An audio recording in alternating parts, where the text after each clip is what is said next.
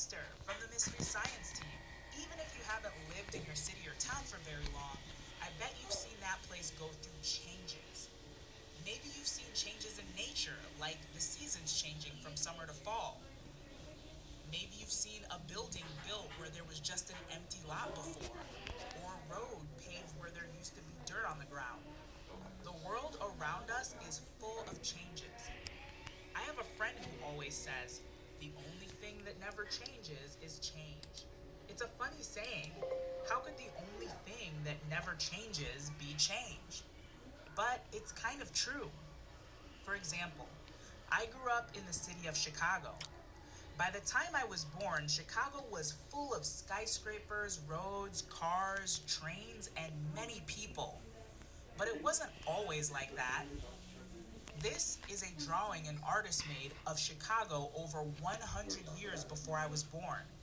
From this picture, I can see that Chicago has changed a lot.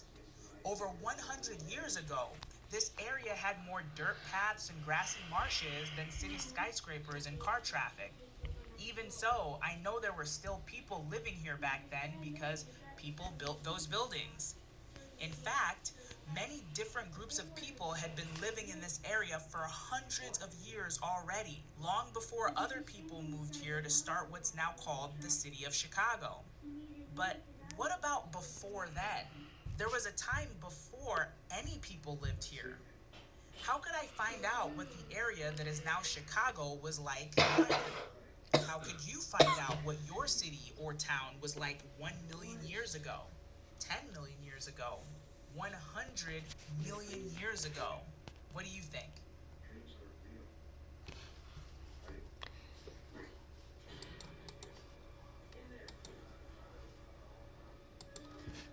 I don't know how you answered, but maybe you thought about how you usually find more information about something.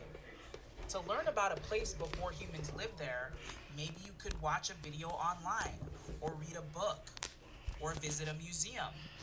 But how do the scientists and historians who make those videos or write those books or run those museums know what to put in them? They weren't alive hundreds of years ago either. It might help to think about the kinds of things you can find in a museum exhibit. Like, check this out. This is a museum display of dinosaur fossils. These dinosaurs lived millions of years ago. Fossils like these can give us clues about what the past was like, long before humans. But fossils don't just magically appear in museums, of course. Scientists have to find them. That often involves digging. Scientists often find fossils buried in the ground or stuck deep inside rock. But why do you think we find fossils buried underground? How come scientists don't usually discover fossils nested in the branches of trees or floating in the ocean? What do you think?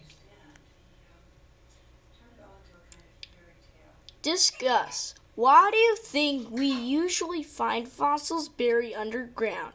Why not hanging from tree branches or floating in the ocean? So this dinosaur bone is here. That's a face.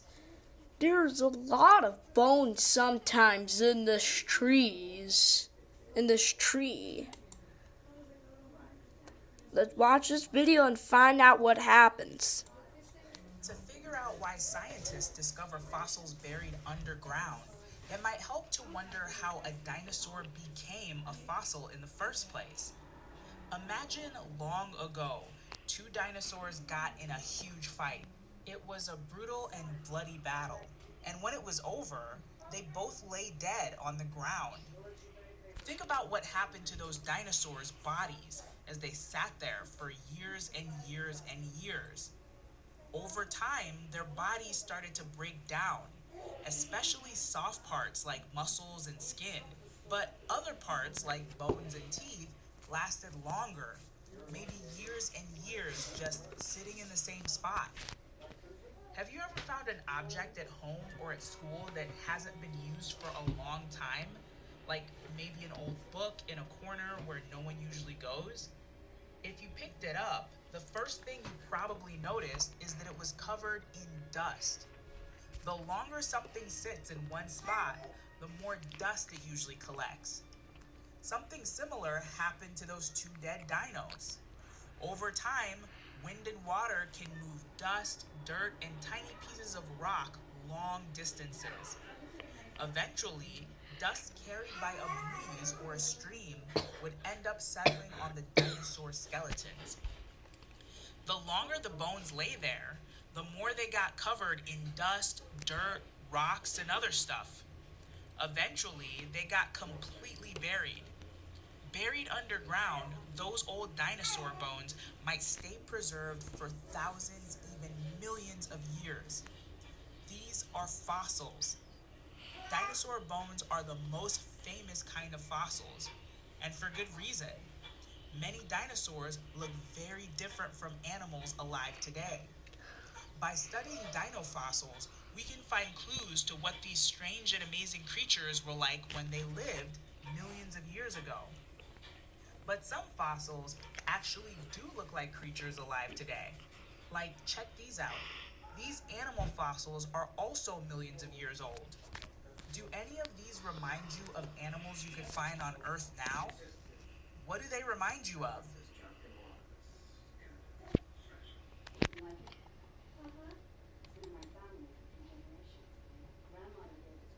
What kind of environment do you think these fossils lived in long ago?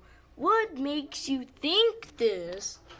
So when in a battle, the animals were laying dead and got buried for thousands and millions of years.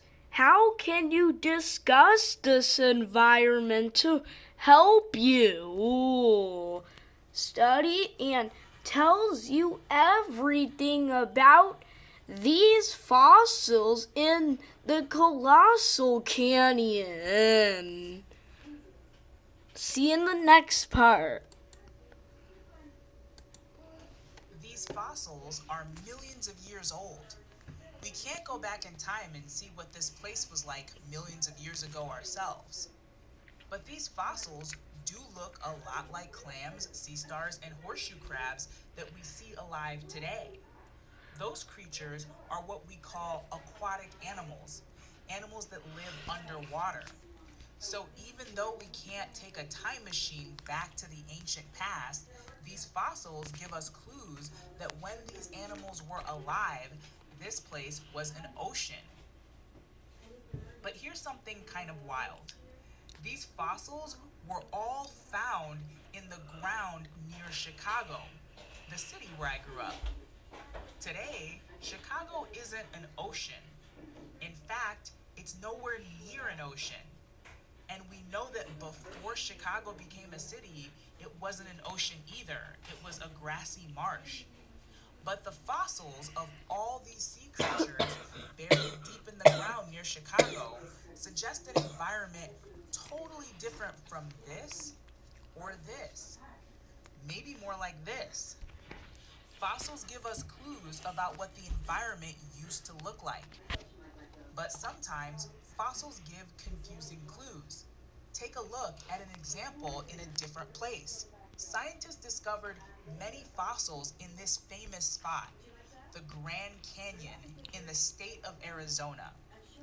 Some of those fossils look like aquatic animals, but others look like signs of land animals and even plants.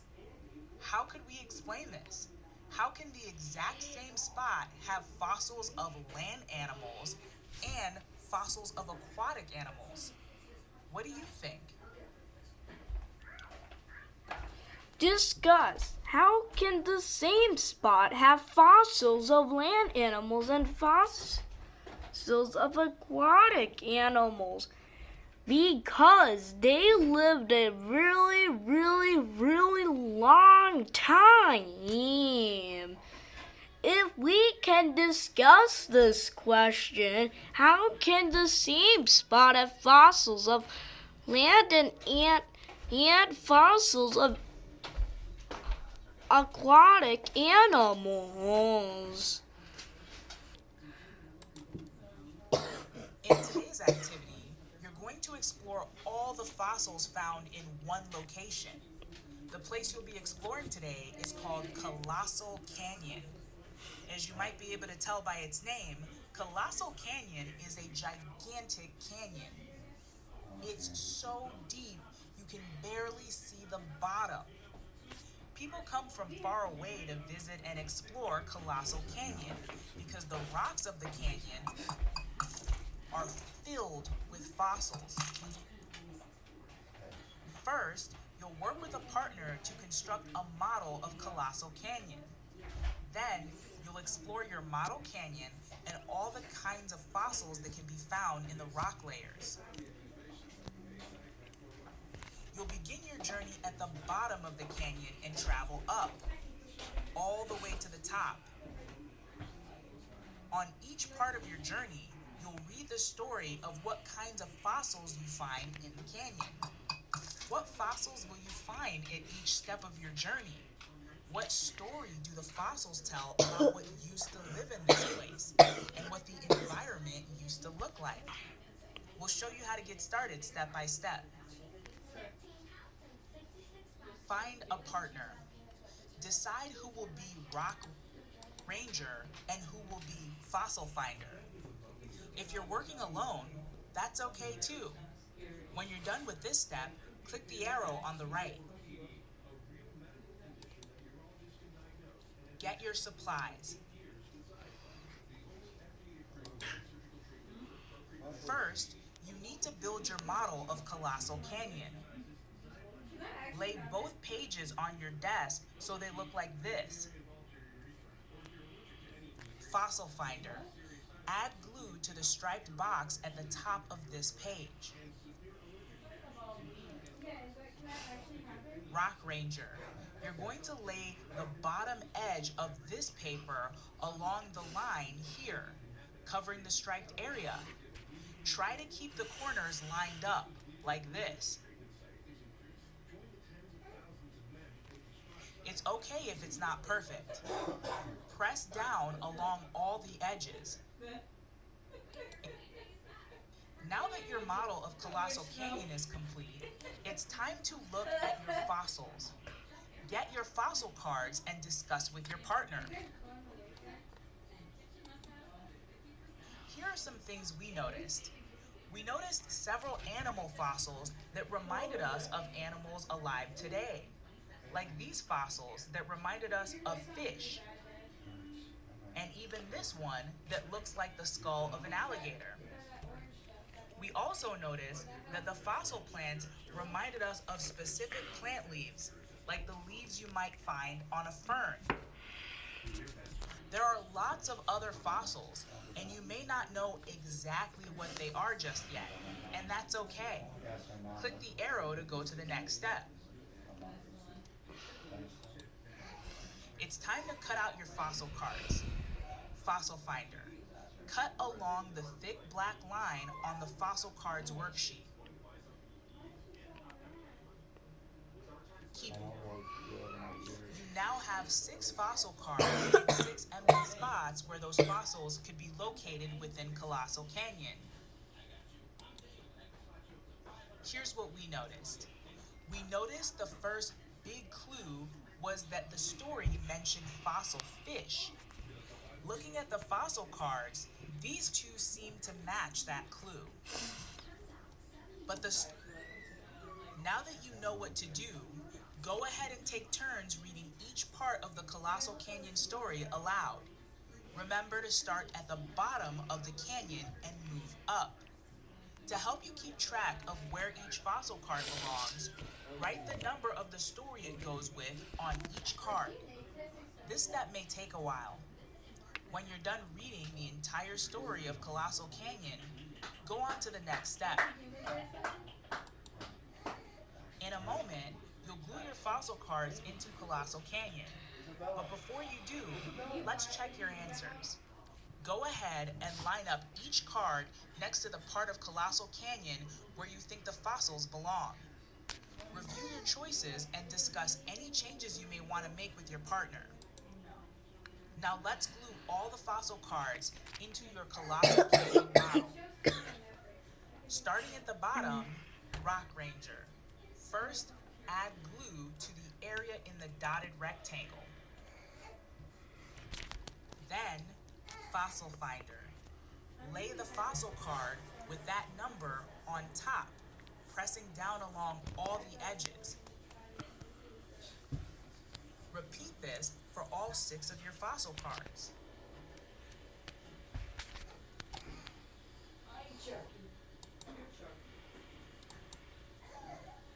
You started your journey at the very bottom of Colossal Canyon.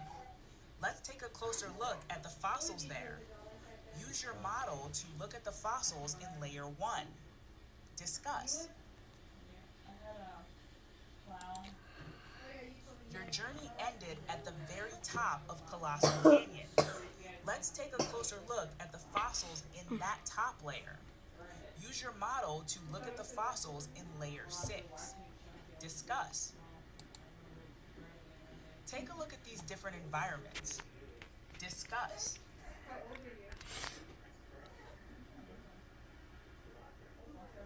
These environments are science because they're Colossal Canyon with these pictures. Discuss. How do you think the environment has changed in Colossal Canyon? What evidence do the fossils provide to support your claim? Find fossils. Bye, guys. Hope you like, subscribe, and watch more videos.